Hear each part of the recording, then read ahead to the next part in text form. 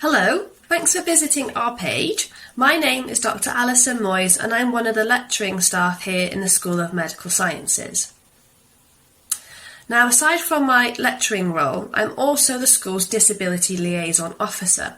What this means is that I work very closely with our disability services and the university's other support services in order to ensure that all of our learners have the equal access to their learning without any potential barriers getting in their way.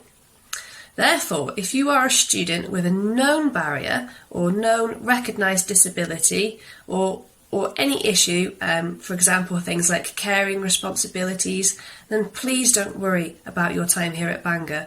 We have a vast range of services available to you to make your experience here as productive as possible and as inclusive as possible. So please don't be afraid to get in touch if you feel that you might be one of those students and you might need just that little bit of extra guidance and support.